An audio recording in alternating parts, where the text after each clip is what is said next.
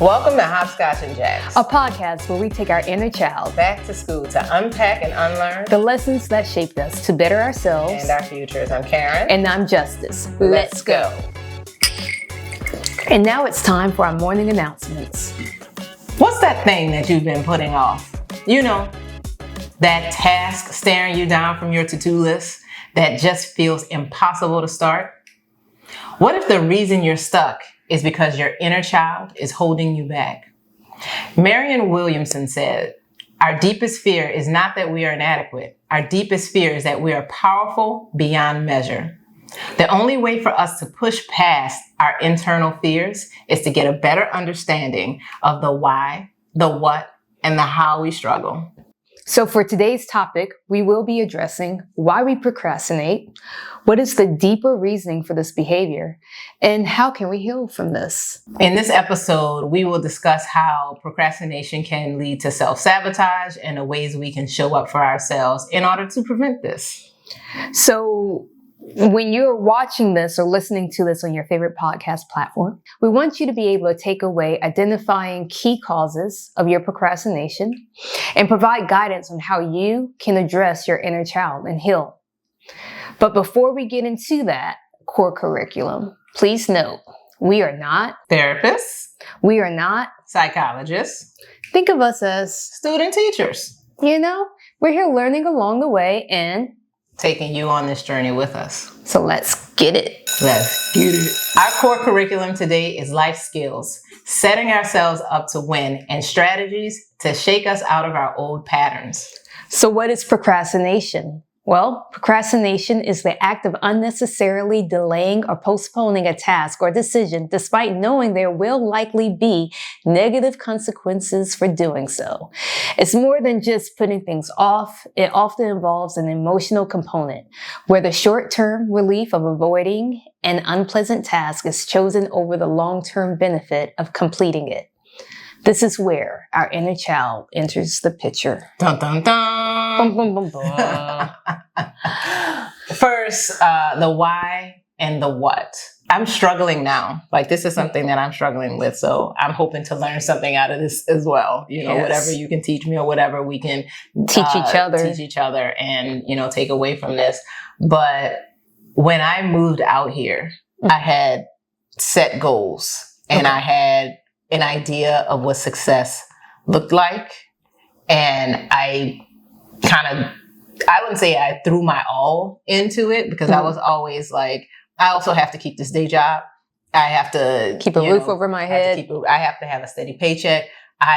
So I wouldn't say that I gave it my all in the way that some people do, because I know a lot of people will stay on couches forever until it happens for them. I was just never that person, but I did throw a lot of money at it. I produced my own content. They said, don't wait for someone to give you a yes, give yourself a yes. I did all of that. And by my definition of success, I didn't hit it. And so I'm currently struggling to push past that doubt that's still there. Do you think you failed? I don't think that I failed. I think failure is a very specific thing that at the time, if you talk to my 25-year-old self and you got to see me in my 40s, my 25-year-old self might say I failed. Okay. I think I've matured enough to recognize that failure is a stepping stone to getting where you are trying to go. So I don't feel like I failed so much, but I do fear that if I did it again, I'm going to have to deal with it.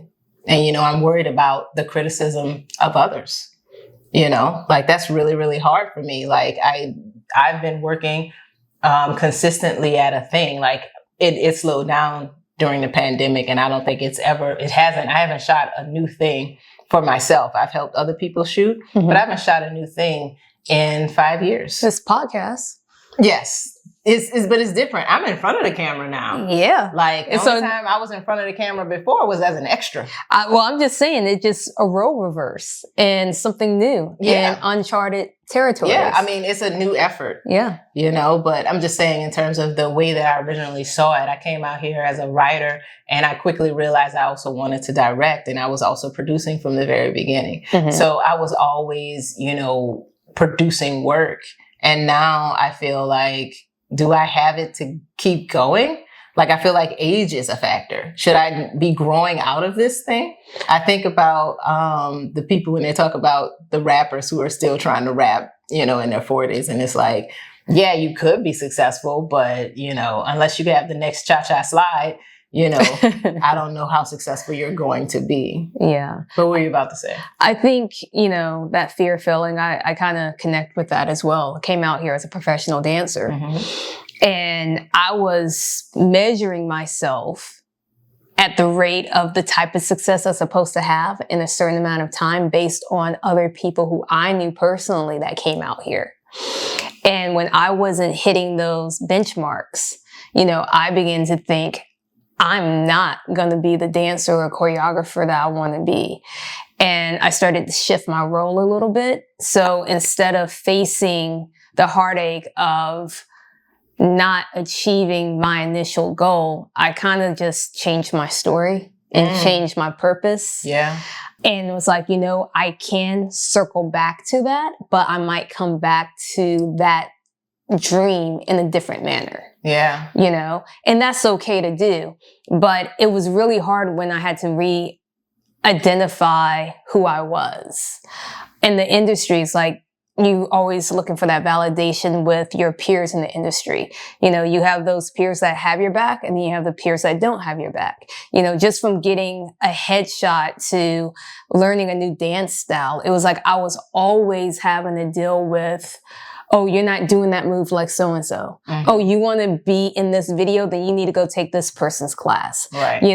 It was always a struggle. But back at home, I was like, I can dance. I got this. And I could do it because it got me out here and I booked some things. But I got so far in my head that I had the fear that I wasn't good enough. Yeah. I had the fear that even if I did become successful, I had this imposter syndrome type thing that was happening, because there's so many talented dancers out here, from Japan to Europe to all over the United States to Australia. And it's like, how do I measure up against them? I have to win with my personality. I have to win with what brings me and brings me to the table as a unique individual. Right. And the unique talent. But that stress, it adds up. Mm-hmm. And then it's just like, I'm not going to go take this class. I'm not going to attend this. I don't want to feel like you said, when you were talking about, I invested so much time and money into this, and not to see the fruits of my labor. Right. Not in the way that I wanted. Like, in the way that you wanted. There were successes. I've been paid for the work. I've been, in the rooms, and that's been great. I've pitched to folks, and, just like the story of a lot of writers, you can pitch 15 times in several weeks and still not get either a bite or a sale. Yeah. And, so I've seen the success has just not been I'm not a millionaire. Yeah. My name is not in the room as far as I know, and I feel like that was the thing that I needed. And now I'm like, am I too old to be trying to? But you paused it. You said after COVID, you put everything on pause. I know I put a lot of things on pause, and I'm seeing some of my friends now in their late 30s, early 40s, benefiting from things that they were chasing in their 20s. Yeah. Right. And, and this is a scary territory because we don't know the process. We don't understand the process. There's so many mistakes that's being happened, positive mistakes, I would say. But what were you going to say? Well, I was just thinking about the industry being very different now. Yeah, after the strike and after COVID, they are, not making and creating new work the way they used to. And a lot of what they're doing are adaptations as opposed to new original content, which is where I would, put myself in, the where I would position myself. But I have no control over that. The point is that advice that I was given to give myself a yes, I've been giving myself no's in all this time because I did it already. Do you think but that's the psychological thing. Yeah, I mean, but that's the whole mental thing. And like you said, psychological thing. But think about it. Before you came out here, you had a list of what you wanted to achieve. And then you had the steps of how you were going to get there. Yeah. Right? And then once you came out here, things hit a little different because it's a little different out here. Yeah.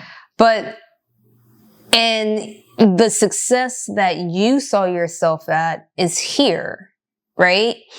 And it's not at that level that you wanted to reach. And so, like, for me, thinking about, like, yeah, I wanted this success. And, you know, thinking about my friends and family back at home.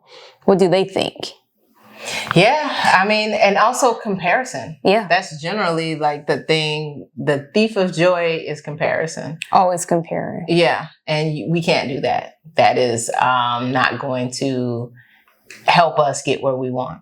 And, you know, while we're trying to get what we want, we continue to make mistakes, which hold us back because then we don't want to repeat those mistakes or we fear that. And we just pause. And by pausing, you know, I think that cost is a little greater than if you just went through it and pushed through it. You know, there's a quote out there that says the price of inaction is far greater than the cost of a mistake. And that quote resonates with the fact that if you choose not to move and just stay still or stay quiet, it can mean it can fall in so many categories, right?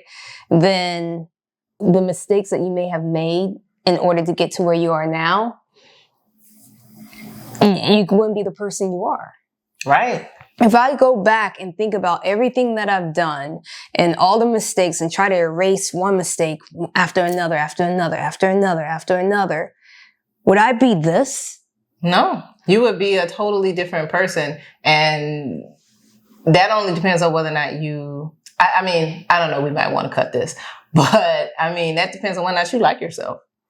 Are you building on your mistakes, or are you diminishing or shrinking because you're not taking action? Well, if I'm not taking action, then I am diminishing or shrinking who I am. Exactly. And that's where that procrastination and me trying to heal the traumas, that self-inflicting traumas that I have put on myself because I have high expectations. Yeah. You know, the thing about it, the thing that I think about when I think about the price of inaction is if you go home, like, do you know how many people, I know more people who have left LA than people who are still going at it. Yep. And I meet new people every year. Every year. And the number is still like not even, it doesn't touch it. Because people came, they saw the difficulty, they felt it. And a lot of people left for, you know, I have to go back for my family. I have to go do this. I have a family. I have to take care of them. Like, there are a lot of reasons that weren't just, okay, this is too hard, I gotta go. Yeah. But so I do want to recognize that. But a lot of people put their all into things and then became a different person. It reshaped they had to let go of this dream. You know what I mean? And that's one thing that they don't teach you as a kid. Yeah. They say dream big and go out there and reach for the stars. Yeah. They never tell you what happens when you don't catch that star or land on the moon. Yeah. They don't tell you what happens when you fall. They say fall, but you need to get back up. But when you fall hard, are you going to get up and be the same person who's going to get back on the bike? Or are you going to be the person who's like, you know what, I'm going to get some skates. Yeah. Because the skates are better. And I would only say the reason I brought that up is because if you like who you are, you've made that decision and you're happy and content with it, then great. The only problem is, are you still going to be thinking like, man, if I'd have given 6 more months? Yep. And those are unanswerable questions. Unanswerable. Another thing, besides the fear of failure and criticism, is that sometimes you got that fear of success. Yes. That calls you the flip of the coin. Yeah. You know, Will Smith talked about, you know, being at the top of the mountain and then when you're working up, you're just building, you're building, you're building. But when you get there, how do you sustain that? Yeah. And then everybody's looking at you and they're waiting for you to make that one mistake or make a move where you just fall or make a move, or they're expecting you to do something so magnificent that you are always trying to live up to this false fantasy that other people have created for your identity. But is it false? Because that sounds to me like imposter syndrome. It is imposter syndrome because you might not see yourself the way other people see you. And you're trying to be that person that they want you to be. Yeah. Do you know how hard that is? Yeah. I mean, I've not hit his success in any way near. You don't have to be at his level, but... Right. I mean, even just keeping it small, like feeling like I am not good enough. Like if I was good enough, I would have made it already. Yeah. And that's real hard. That's a hard pill to swallow. Mm-hmm. And that speaks to being worried about not making it. Like, I think that the idea of not getting there sometimes might give you might have what's called a freeze response. Mm-hmm. Have you heard of that? Like there's the fight, flight, fawn, and freeze response when you are in fear. Mm-hmm. And because I've been in fear, I am afraid to take the leap and do something different, to shift my pattern, to try harder, to sacrifice more. And I'm like, at this age, why am I still sacrificing for this thing? Do I still want this thing? It is so hard. But yeah, a lot of people might even think that they're lazy because they're freezing, because they're afraid. Or sleeping through the day because they're thinking, well, maybe tomorrow when I wake up, I can do this. Yes. I mean, being afraid and freezing in movement. You ever you take action, you just pause? Yeah. And now, well, I do that when I walk into a room and forget why I was there. Well, that's just age. That's a whole nother conversation right there, my friend. I'm freezing because I don't remember why I came here. Are you talking about a different type of freeze? I'm talking about a different type. You're not. I think a lot of people think that if they don't get to where they need to get to, whether it's a relationship, a job, starting a family, exercising, finding your passion, enjoying the things that you love to do in life and actually pursuing it. Taking a risk. They feel like it's not worth continuing to pursue. Yeah. But people don't understand that some things that you see or other people's successes, you're seeing them here, but you don't see everything they did to get there. Yeah. And the thing about it is last night I was listening to a podcast with Kev on Stage, and he has a new book out, and I can't remember the name. I wish I remembered the name, but he talks on the podcast about, there's something he said that resonated with me. Your success is built on your failures. And I am just like, I'm trying to embrace that. I'm going to get that book and check it out. But literally, because it's about success. And, I've just had that. Not only do I have the fear of success, because then you have to maintain it. And then you have to feel worthy of it, and that's tough. But on top of it, do I want to let people down? Do I have the pressure of that? Like it's real hard, but I quotes like that, your success is built on your failures. It reminds me of Jordan Peele wrote 34 drafts of Get Out. Oh, wow. And I heard that and I was like, that's crazy. I don't know if I've ever written 34 drafts of something. I don't feel like I've done that. Did I go all in if I didn't do that? I think, a similar story is Marlon Wayne. He was talking about how him and his brother Sean started getting into writing, and it was for, I think, white chicks or one of his other movies, he has these movies, but his brother Keenan made his brother rewrite the script like almost 100 times. 100 times? Almost 100. And the point of it is that people don't put in the work anymore. They want to jump to shortcuts. Yeah. And something can be good, but it can be better. It probably can be better.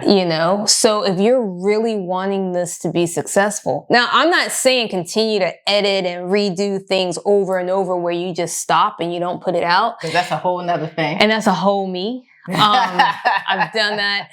That's a whole something that you do. I do. I have like so many photos I've taken. I have video that I've done. And I'm like, it's just not good enough. It's not good enough. I got to keep waiting. I over edit. Yeah. Yeah. I over edit constantly. It's crazy. I'm going back and I'm moving comments around. It's not helpful. But sometimes it is helpful. Not getting work out. Yeah, not getting work out. Not showing it to anybody. Yeah, no one needs. Not if it's only my criticism that's holding me back. Yeah. Maybe someone else's criticism could help me move forward. Don't be afraid. Because sometimes it's just critiques. Yes, and it's your self-critic, your inner critic. Yep. So. But yeah, these are ways that we're self-sabotaging. Yep. Like big time. Those are how we are keeping ourselves back. And that's probably our inner child, or at least partially, because our inner child is afraid of that failure. Just another quick story. Like I had trouble in school with math. I wasn't good in school until 4th grade. A's and shit. I don't see her. I haven't seen her report card, so I don't know. But I was making good grades in every subject until fractions. Okay. Fractions came and kicked my ass, and I could not get it. And it took tutors in order for me to pass. And it was tough for me. And I don't think I ever recovered from that, because when I got to college, I think the only D I got in college was math. And I was like, great, I've passed. Not doing that again. Yeah. I was out. I was good with it. It was tough. And it's going to impact your life in so many different ways. Similar story. I went to a school system that was mostly Black. And my mom wanted us to go to a private school. In this academy, my sister got in. My sister's really smart. And then my little brother got in. He was like kindergarten or something like that, 1st, 2nd grade. And I was going into the 6th grade and I failed. You had to take this test, and I had never seen algebra before. Oh, wow. And I was like, it was hard. I was like, I don't know what X equals 7. Like, what is that? Yeah. And, I overheard my mom tell my father, or she was on the phone, we wound up moving. I didn't get in, and I overheard her say the reason why they're moving was because of me. She said that? She said that because I didn't get into the academy. And so we went to a higher learning location in Georgia. And a better school system. And then it was also a very white school system. Separate but equal, right? Yep. And that's when I found out the books that I was taking in elementary school, like 2 years behind. And I would have to say this. I was so far behind. If it wasn't for my mom, I would have been held back. My mom said no. Because I was a straight A student. That's the thing that was fucking with my mind. Yeah. It's like, I'm a straight A student and I'm failing. I just had this confidence that I was going to get in. But when I took this test and I didn't, I was like, I'm stupid. And that's when I started thinking I'm stupid, right? Yeah. But my mom... That's tough. You're not stupid, friend. No, but sometimes I feel like it still. But, something that my mom did was she made my math teacher, Mrs. Majors, I think that was her name, tutor me doing lunch. I don't know. She made your teacher tutor. She said, you're not holding her back. What we're going to do is you're going to tutor her. And then, I wound up becoming a tutor a year later. Okay, So that's awesome. it was one of those things where I had to work hard. I wasn't dumb. I wasn't stupid. It was a system that was holding me back. And as a kid, I heard my mom say what she said, and I was thinking, I'm dumb, I'm stupid, and I'm an embarrassment. Yeah. But as an adult, when I hear that, I hear the system was holding her back, and she wanted me to have a better education. Oh, is that the first thing you think? Because most of the time when I think about something like that, I have to rejigger my thought process. As a kid, my inner child heard I was stupid. Yeah. As an adult, you've done the work to flip that. To understand that it wasn't me. Yeah. It was the system. Yeah. It takes time to get there. Yeah. And so it still triggers me every once in a while. Mm-hmm. Like, am I good enough? The imposter syndrome, or I know enough, but do I know enough? I might be putting in 2 times the work, but I see a peer putting in half the amount of time. Now I'm coming up with the outcomes that I'm producing, but yet they're being credited higher. Right. It's like, what am I missing? Right. And so a lot of it has nothing to do with me personally, but I have to remember, when I think about that moment, that had nothing to do with me personally. That had to do with the system. Right. And I was just the eye-opener for that.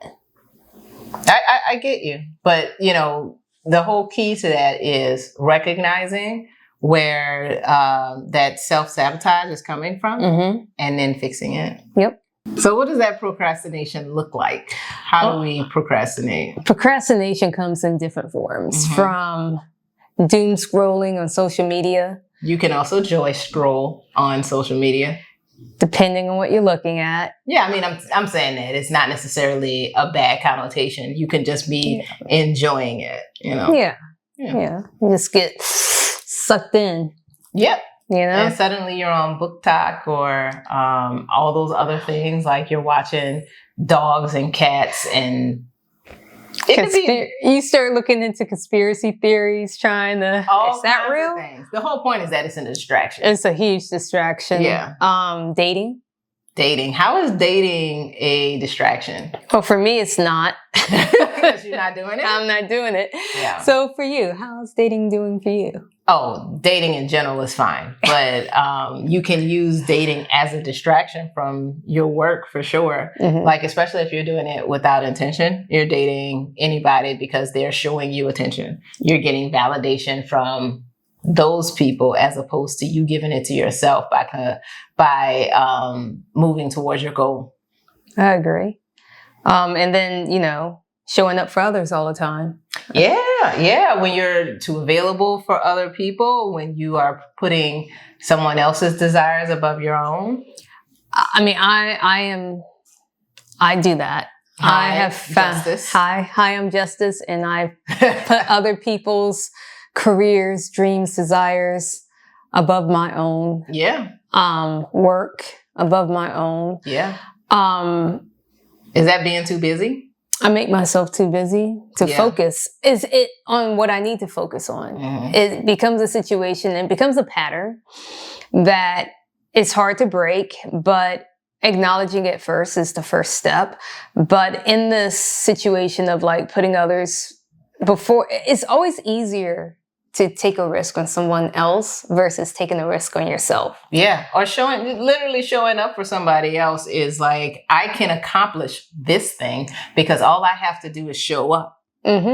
But can I accomplish the thing that I want to do for myself when all I have to do is show up? No, because I have the bad feeling. So let me distract myself by worrying about what other people got going on. Exactly. And measuring up to them. Yeah. And no comparison. Yeah. We don't always know why we do it. It just happens naturally at times. And I feel like it happens naturally because... Oh, you mean like it's an unconscious thing? Yeah. Yeah. I get it. It's like things that we're brought up to do. We're brought up to serve people, right? So we put out, don't be selfish, Justice. Yeah. You know, think about other people, Justice. You know, so let me put my stuff aside and let me help this person. Yeah. Or, you know, honestly, it's a pattern that started when we were kids, putting other people first. Yeah. You know, it's very rare for you to grow up in an environment where people are like, honor yourself. It's do the thing that is going to help other people. You know, I don't think that there's anything wrong with thinking about the greater good, but I also feel like that could be downplaying our own desires. And we're unconsciously just, you know, saying that other people are worth it and are worth more than our desires. Yeah. And it's an unconscious belief that other people are worthy of our time, whereas we aren't worthy of our time. Yeah. The sacrifice that we're putting into our own work is not worth it, because what if we fail? Oh, I love that quote. I think it's, I want to say it's not Audre Lorde. I feel, is it Toni Morrison? No, it's not Toni Morrison. Someone's probably going to correct me in the comments, but there's a quote where it's like, a fear of falling. What if I fall? But honey, what if you fly? I know I'm butchering it a little bit. Say it again. What if I fall, honey? But what if you fly? I've heard that. Yeah. I can't remember who. Nikki Giovanni. I feel like it's Nikki Giovanni. Yeah. I could be wrong, but anyway. Defying gravity. I love that. Yes. You got my broomstick. Yeah. Got to keep flying. But anyway, the point is we downplay our own desires so that other people can have the things that they need. We can show up and have a win for them, even though we're not showing up for ourselves and we're letting ourselves down and our inner child. And it's just like a situation where you're just feeling more comfortable in that. Oh, yeah. You know? Oh, yeah. You know, they say, you know, you're growing when you feel uncomfortable, or you're in a situation that comfort isn't a crutch for you to lean on. It's one of those things where you just want to be comfortable. Like, for example, I had an opportunity to audition for a major artist at one point, and I was a manager of a restaurant. And the agency contacted me. They couldn't tell me who it was for, but they told me who the choreographer was. And immediately I had this, oh my God, I've been waiting for this all my life. This was the reason why I moved out to LA. But during that time, I got this job. I'm paying my bills. I'm not leaning on my family or my friends for anything. I feel if I don't show up to work, I can possibly lose this position. I was comfortable in being able to support myself. Yeah. And I was like, this is just going to be another audition where I go into the room. It was a private audition. And I am going to go up against measuring myself, some of the greatest dancers out there, because if this person's looking for dancers, it has to be the greatest. Yeah. And I was like, I don't know if I can measure up, which I could. I realized Did you go to the audition? I did not go to the audition. Friend. Yeah, it would have been for This Is It. Oh, Michael Jackson. Oh, friend, that's your... That was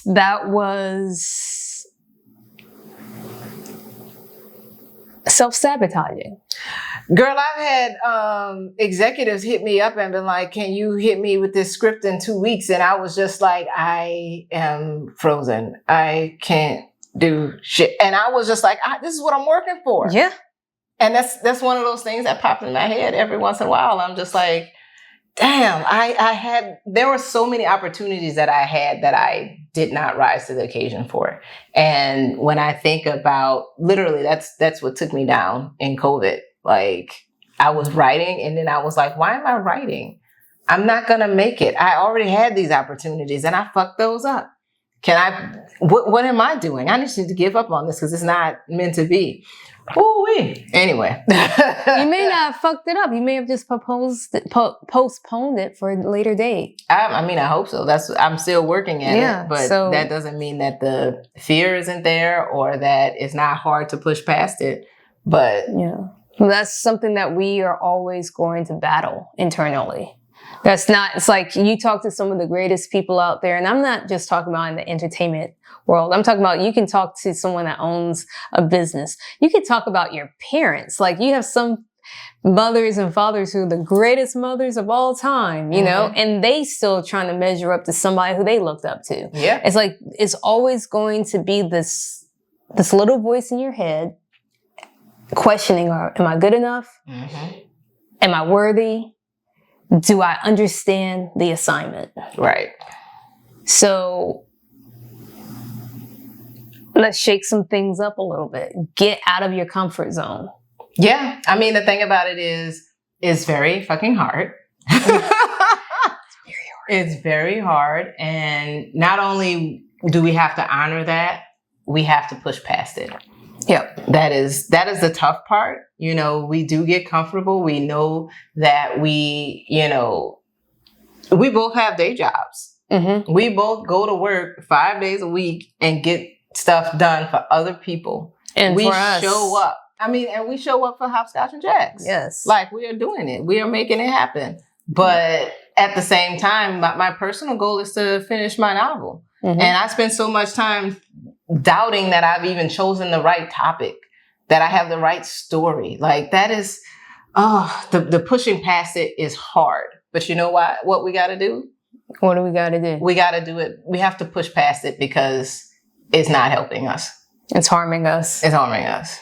Yeah. It's very, very hard to push past the fear, but I think it's worse to not do that. I mean, it's scary in the sense that, like, even when you're talking just now, it's like I felt a little anxiety in your voice. My stomach. Yeah, and you know, it's like I can. It's like I'm not just hearing what you're saying. I'm feeling what you're saying. I'm hearing the stress. I'm seeing the stress. Yes. You know, and I'm sure a lot of people who are watching or listening can identify with that. Yeah.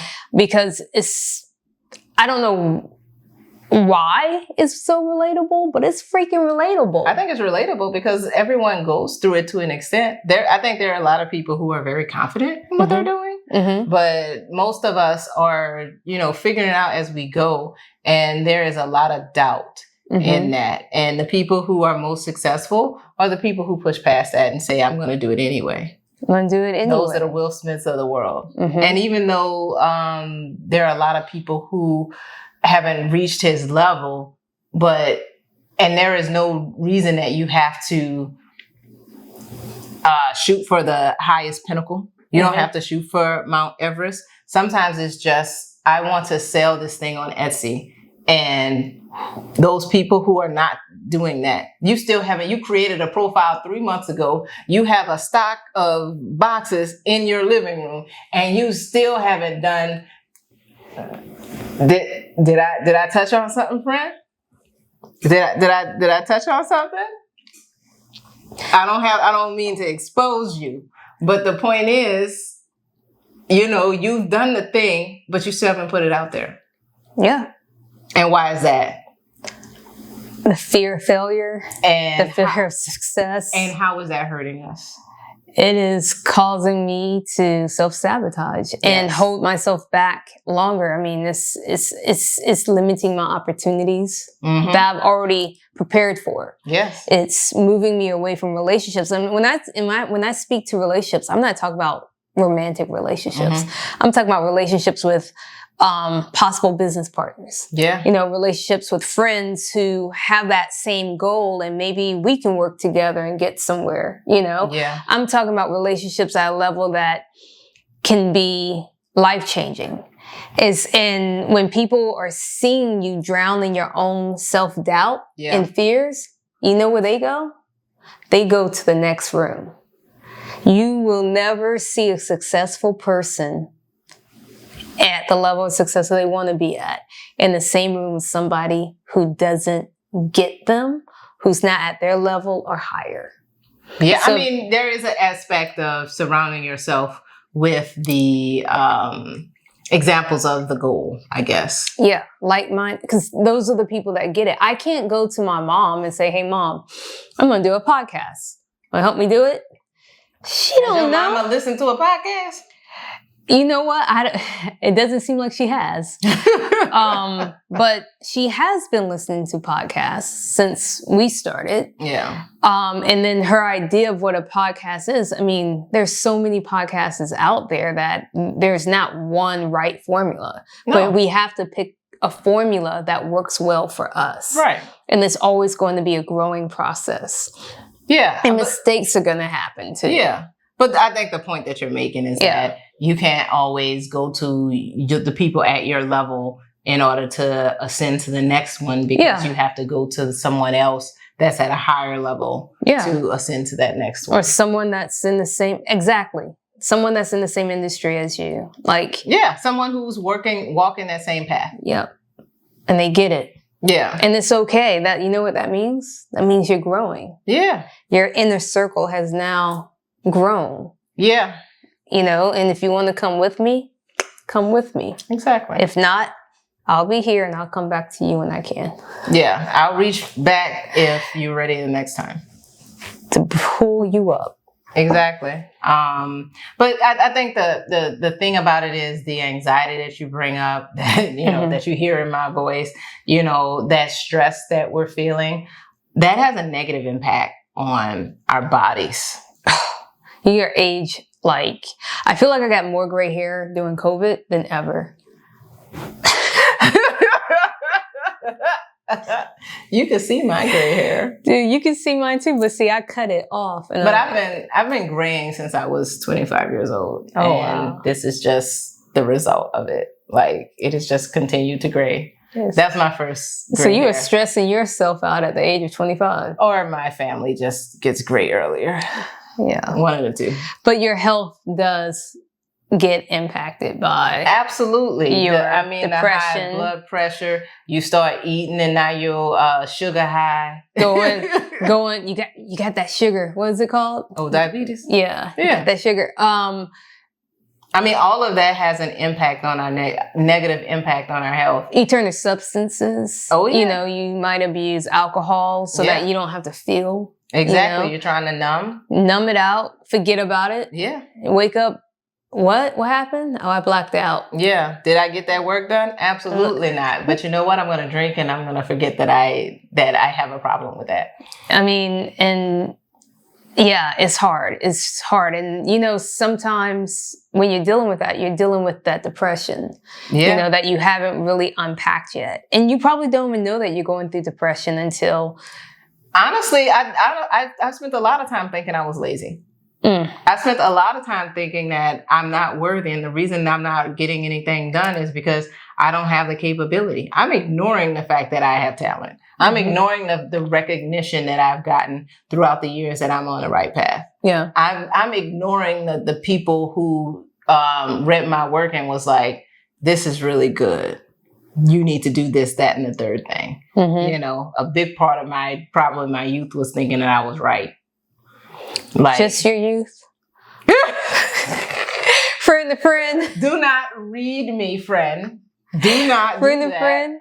Do not do that. I was just talking about, you know, people reading things and saying, this should be this. Like, a lot of people have been telling me I should be writing novels since I originally went out.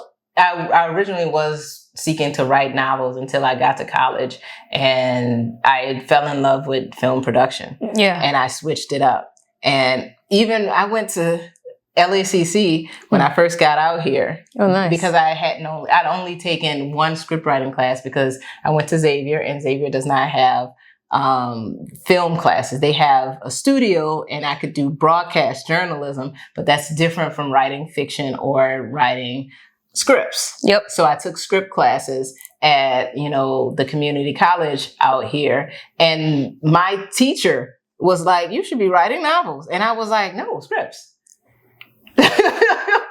You don't get it. You don't. But that's understanding the process. We talked about that earlier. your process is going to change. Yeah. Your direction is going to change. Yeah. And some people might see you at one place when you see yourself at another place. And you might have to detour from a certain path and end up right back there. Right.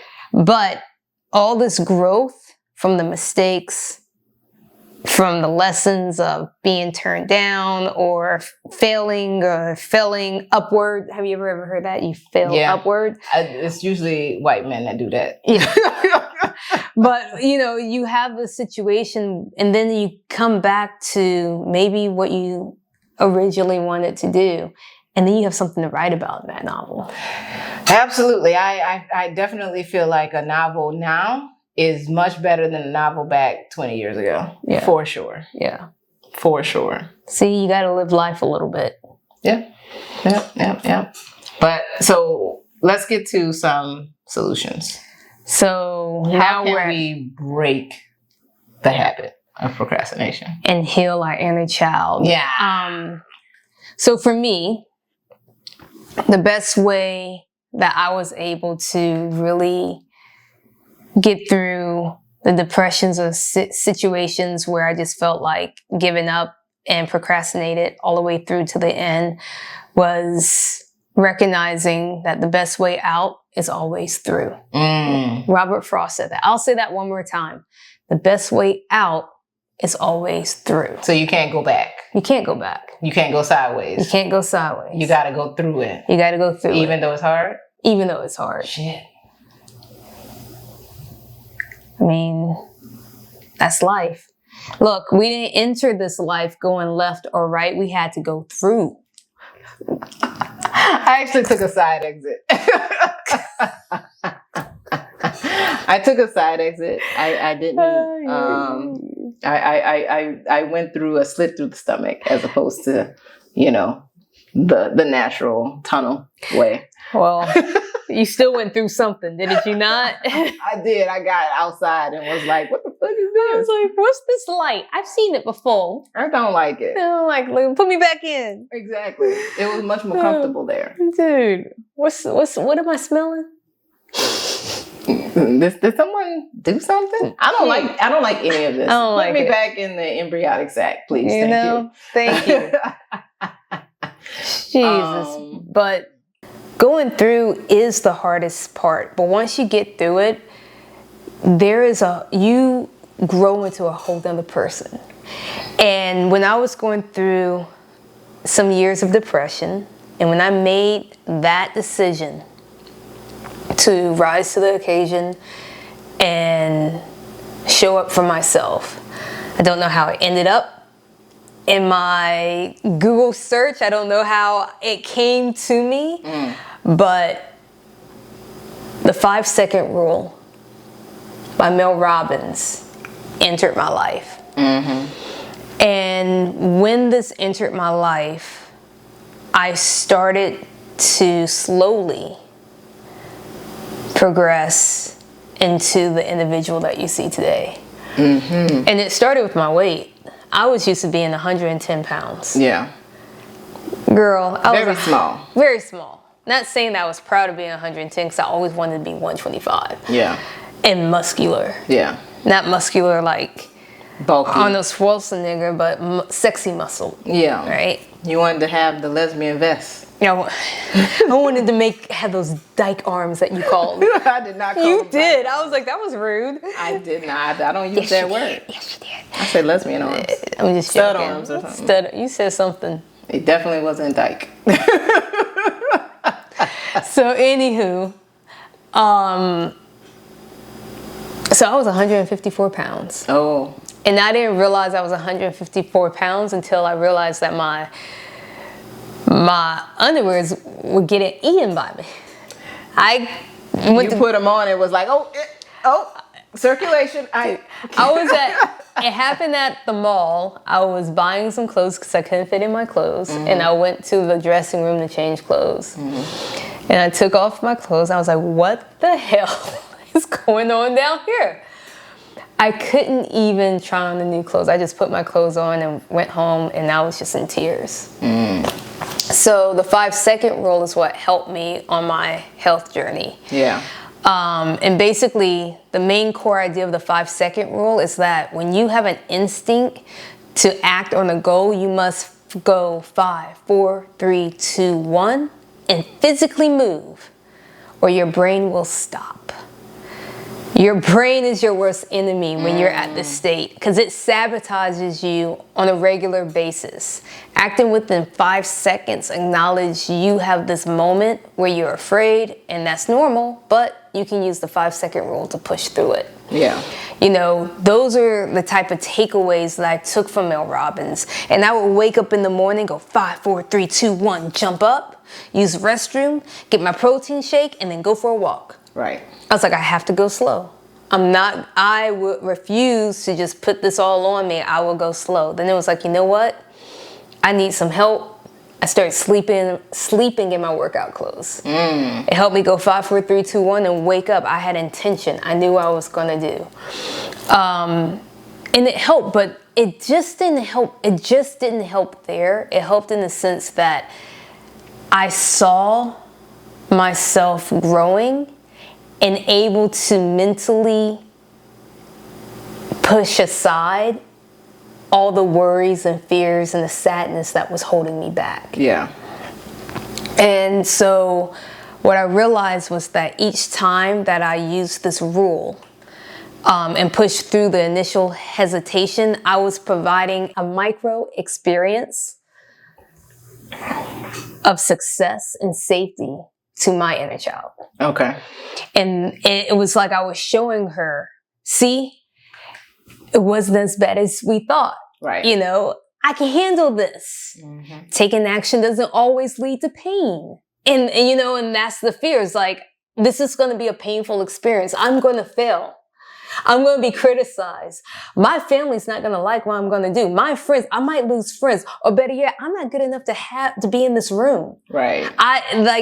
It all boils down to the pain that I was thinking I was going to have, or the fact that I was hearing myself say, you remember why we moved, right? Right. You're not good enough. You're not smart enough. And as I continued to push through, and I still do this till this day, I was able to prove to myself and my inner child and tell her that, look, I can trust myself to guide us now. Yeah. You know, even when it feels scary.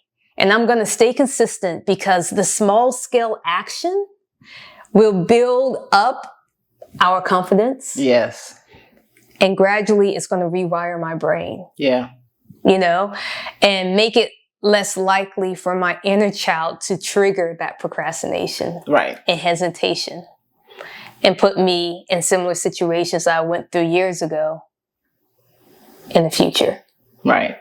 And I would have to say, in 2024 up to now, she has been triggered, but I showed up differently. Yeah. So you read the book in 2024? No, I read the book in it was like 13, 14, oh, okay. Maybe 15. So you're still pulling from that book. Yeah. Because it takes 5 seconds or less for your brain to be like, sit your ass back down. Yeah. So it's essentially the idea pops in your head. You know you have to get up and do this. The alarm goes off and you count down 5, 4, 3, 2, 1, and you go. And if you don't, your brain has the ability to shut you down, start adding doubts into your head. Correct. And suddenly you're not doing that thing. Correct. Have you ever gone out for a walk and got inspired and a bunch of stuff came to your head? It's like, oh, I can do this, I can do that. Mm-hmm. And then you come back, and then you're like, hey, what you thought about on that walk that you were going to start as soon as you came back into the house, you don't do it. Yeah. You do something else. Yeah. And it crosses your mind. You're like, okay, I'm going to start this. And then you're like, oh, let me go get something to eat. Yeah. Oh, let me watch this episode. Yeah. You're delaying the work. Exactly. Yeah. So if you hit the 5, 4, 3, 2, 1 mentally and then just act on it. So you're making a decision in that time. Yep. Okay. And that decision is, I got to go. You got to go. I got to do. You got to do it. Metal, let's go. Don't allow hesitation to be your best friend. Yeah. I'm with you. You. What resources have you turned to help you overcome procrastination? So very recently, this is not something that I've been doing for a long time, but very recently, maybe 6 months ago, I read Atomic Habits by James Clear. He talks about creating systems rather than setting goals, because the difference is that you aren't setting pass-fail goals where you're going to write 5 pages a day. I'm talking to myself. I hear you, sister. You're setting a calendar invite to write at whatever time, and you show up to do that. That's you creating the system. And then when you consistently show up, you'll hit your goal without having to beat yourself on the way to the finish line. You know what I mean? Yep. Like that's the desire is for him. He says in the book, you don't rise to the level of your goals. You fail to the level of your systems. And if you've not set up a system, you are destined to fail because you're shooting in the dark. Pew, pew, pew. With the 4 rules of habit formation, with the first one, you want to make it obvious. Put it in your face. You know, it's that habit stacking. You the dirty one now. Nope. You the dirty one now.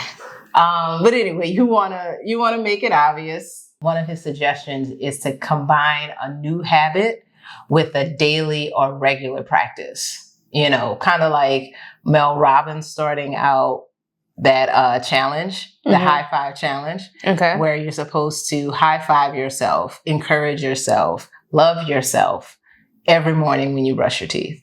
All right. So she started that a few years ago with Instagram. And it's kind of like that. You're going to brush your teeth every day. I hope. Hopefully, you're going to brush your teeth every day. So while you're doing that, start getting your steps in. If that's the goal. Yep. You know, start, you want to take your multivitamin every day. Your multivitamin is next to your toothbrush where you get every day. I have my multivitamin next to the coffee. Because you're going to have it every day. Because I'm going to have it every day. Yep. Exactly. Yep. So the goal is to, you know, he calls it habit stacking. I'm not sure if he's the one who created that, but it's called habit stacking. Make the habit appealing. Okay. Something similar to the 5-second rule is making it easy. And it's kind of like a 2-minute thing where it's you build up to it. Okay. That's something Mel Robbins talks about, right? Yeah, you got to build up to it. You do the small steps until you get to the place where you want to be. You're not saying, I want to run 5 miles. You're saying, I want to get up every day and get outside on the track. Or make it to the door. You want to walk outside the door. I made it. I was trying to make it a little bit more easier. You walk to the door, you made it. Tomorrow, you're going to walk out the door, and then next day, you're going to walk out the door to your car, and next day, you're going to walk out the door to your car, get in your car, drive to the spot. I'm sorry. I think the first day you should walk to the track. Get to the track. All right. You only get around the track one time. That's fine. You walked it. That's fine. The next time, walk a little bit faster or go twice. And you build on it. Yep. 3 weeks from now, you're going to be running around the track. Maybe you only do it one time, but in 6 months, you're doing your 5 miles. Like that's the goal. And the last one is make it satisfying. You want to be able to reward yourself for your small wins. You were like talking my experience right now. Yeah. I went to Hunger Park, and it was like half of it, and then it was like all of it. And then it was twice. And it was twice going around. Yeah. And then it was 3 times going around. Then it was 4 times. Like you really just spoke exactly what I did. And you say satisfying it to when we do box union, do we not go and get protein shakes afterwards? Yeah. I was like, I got to reward myself. That's my reward. Yeah. That's your reward too. Yeah, you know what I'm exactly. saying? Like you were talking what we're practicing. Exactly. I think like what he's saying is a lot of times when you create a goal, right? Say I want to It's pass fail. That's the problem. Well, this is the thing. When you create a goal Mm-hmm. and you achieve it, what's next? Right. But when you create a habit, you continue to create more habits on top of it. Yeah. And even though with goals, yeah, you may set another goal, but it's like a lifestyle. I want to lose weight, but it's not just me working out. It's me changing my eating habits. It's me taking my vitamins in the morning. It's me drinking more water. Mm-hmm. It's a whole shift that you have to do. And if you just focus on that goal, I think about a lot of the Olympians that we have, right? Mm-hmm. They work so hard to win that gold medal, right? And then once they get it and they come back and it's like, I worked so hard. And I said, what's that boxer's name? That female boxer? Chelsea. It begins with a C. But she won the gold medal. And then she came back. She wasn't getting paid like everybody else in the Olympics who were men. Mm-hmm. She didn't have any deals, but she was the first female and the only boxing Olympian to win a gold medal. In the U.S. In the U.S. Got it. And it was like, I worked so hard for this. That was my goal. Now what? I'm still bagging groceries. Right. So it's like when you're setting goals, you can reach them, but it doesn't mean after you get in, you feel that glory, it's gonna change anything. You have to change your habits. Yeah. You know? I mean, the thing about it is you're not thinking about hitting a goal. You're thinking about living the life that you want to live. Mm. And that is kind of what I think like the system setting is. I think a lot of people put themselves on this pedestal that they have to get to, but they don't know the foundation. A lot of the kids these days, right? They're like, I can get here just by using AI. Mm. And you get there. And then once you get there, it's like, what are you going to do while you're there? Because the foundation, the work, the time, the effort, everything that AI has taken away so that you can get there faster, it's not going to sustain you to stay there longer. Right. So you're going to eventually fail. And that system that got you there is what's going to make you crumble. So build those building blocks. That means you're going to have mistakes. You're going to have detours. You're going to have friends. You're going to have foes. You're going to have questionable things that happen in your life. You're going to have criticism that drops you back here. You are going to keep building yourself like a Tetris game. And then once you get to the top, you're going to have to figure out if everything that you use to build yourself here, are you now sustainable? Right. Are you going to stop this procrastination? And I'm talking to you. Are you going to stop it? Have you built your systems? I have. I still. 5, 4, 3, 2, 1, baby girl. Act on them. Yeah. Are you? I am. Okay, good. But let me tell you, it ain't easy. I know. Sometimes I say 5, 4, 3, 2, 1. Fuck this shit.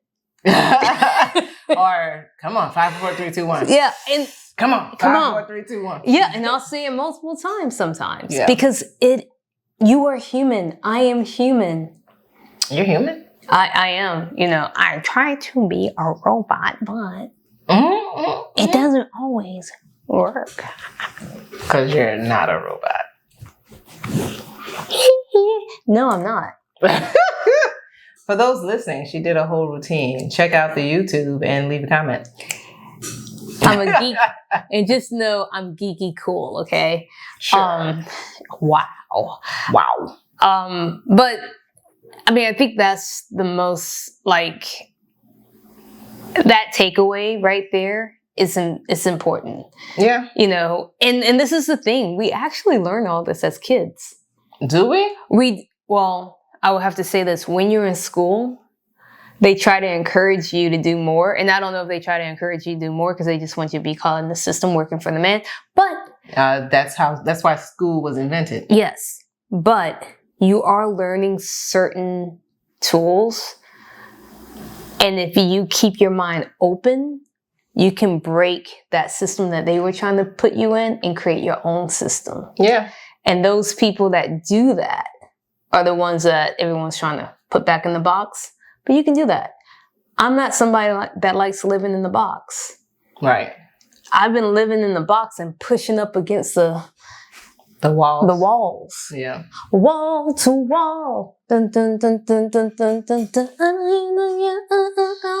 You know? You've been feeling the choreography. I have. Right. And that's natural. Yeah. And you know why it's natural? Because that's who you are? That's who I am. Yeah. If I don't create a space for myself and I'm allowing all this outside noise and everything that's in my head that is holding me back and trying to sabotage and everything, that I'm not going to be me. Just like I said at the beginning, I enjoy my mistakes.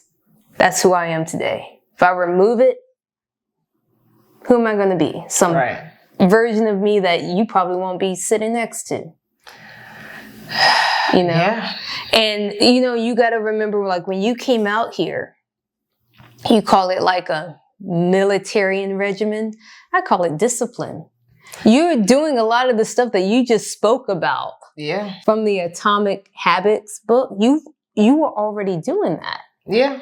I was doing it prior to, and then COVID took me down. COVID took you down, but a lot of my inner critic got so loud. Somehow my inner critic got a bullhorn and was just like, girl, you should just sit down. You need to move to another state. You need to find another job. You need to go get a career that's not in creative work because, yeah, I mean, it sucks. Vicious. It's vicious.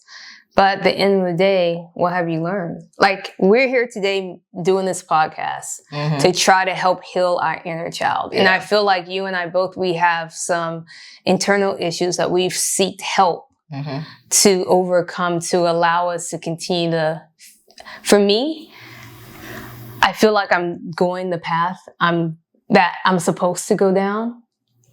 But there's always that voice that's telling me, oh, it's time to pack up and go back home. Right. You know, it's like, I don't need to be attached to a relationship to keep me here. Right. I'm here because I see this path for me and I see this vision, and I also feel the fear. And that holds me back more than California. Yeah. And it's crazy as rent rates. No, let's not talk about the rent. But you know what I'm saying? Yeah. So with that said, you know, I hope that this is great for us. Yeah. I mean, what I love about doing this podcast is it always shines a light or a mirror back at me that, you know, this is what you're doing and this is great. And this is what you're not doing and what you need to work on. Yep. Exactly. Amen. It's hard for me to get on here and talk about things that we should all be doing when I'm not doing it. Yeah.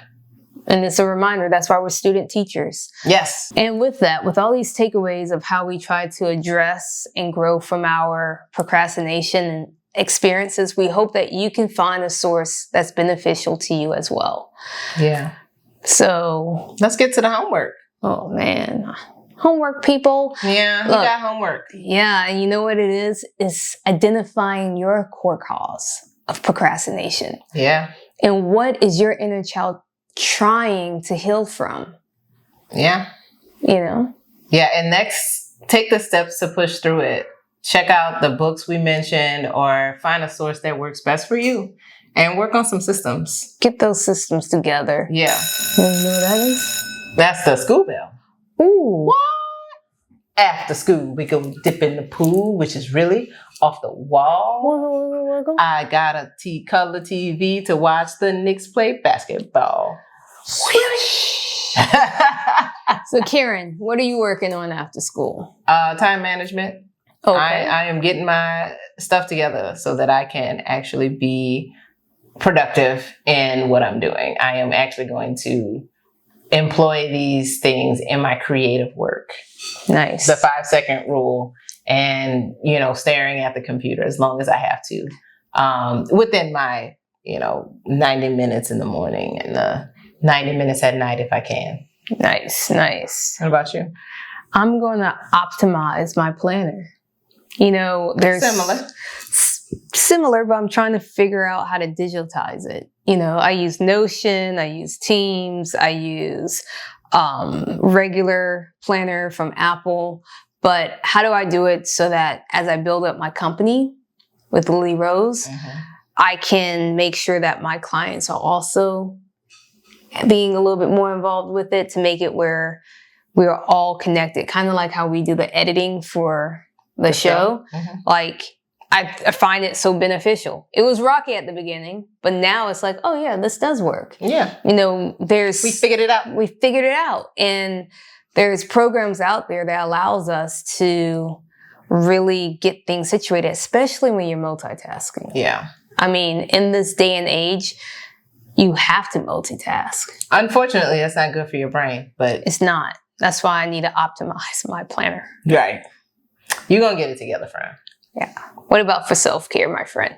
My self-care is the same as it's been for a while, which is, you know, going to therapy, doing the work, and trying not to go insane. Also working out a little bit more, you know, get those endorphins going. Get those lesbian arms. Get the butch arms going. But yeah, that's my goal. That's my self-care goal. Nice. What about you? I think I need to go on a road trip. Oh, where to? San Diego's been calling me. Okay, it's not a long road trip. No, it's not long, but also, have you ever been to the White Sands or desert? The White Desert. That's like, I think, in Arizona. It looks hot. I've been to Sedona. But, you know, I'm like, where can I go with my dog and really get out there in nature a little bit? So San Diego, up north, or the White Sands, I think that's what it's called, in Arizona. Trying to figure it out. Gotcha. Probably be like a weekend trip. Sounds good. I hope you get out there and relax, release. Or I might go to Joshua Tree. You went there. No. Where did you get an Airbnb at? It was Palm Desert. Oh, same difference. It was out there in the desert. Yeah. Yeah. So. Yeah, that's cool. That's cool. Yeah. But yeah. Relax, relate, relax. Okay, for time capsule, I'm going to bring out my time at LACC. I actually have a friend who had to do his check-in for immigration earlier this week, and we were there to support him and, you know, make calls if things didn't go the way we wanted it to go. I didn't know about that. I would have shown up with my stuff, you know what I mean? Yeah. You're going to take on the military and the city hall, the police there. Yep. Somebody got to do it. That'd have been terrible, my friend. Lock me up. I'm okay. I'll help if I can help. Well, luckily, there was no need for that. We were very nervous because he was detained for a little bit, but it was just for an interview, and they, you know, let him go, and he's good.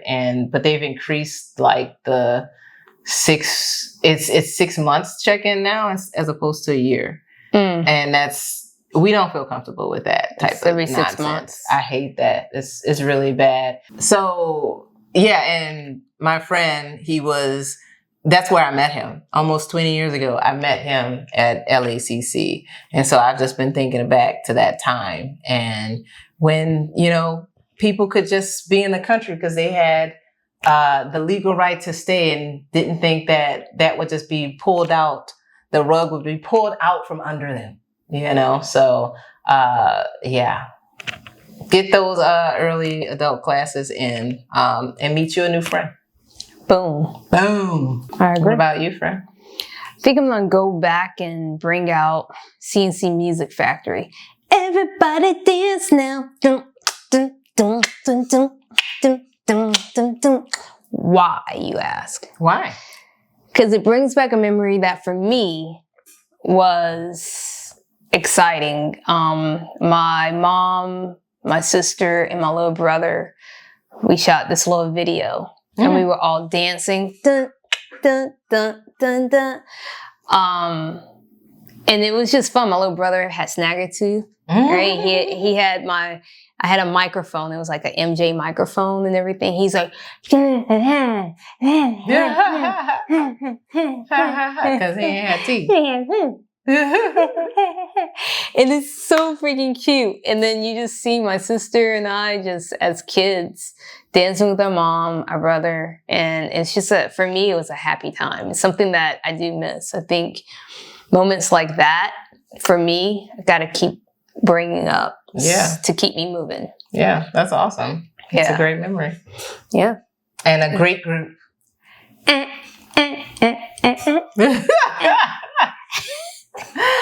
So what can the people do for extra credit if they want to get that 100 plus? You know, if you want that extra credit.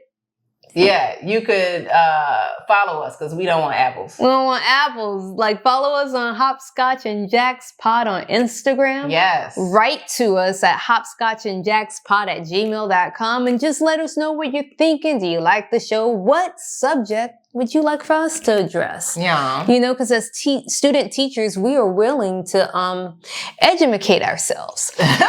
And then we are looking for ways to help ourselves. And if you have ideas on how we can put out an episode and help you too, we do the research for you.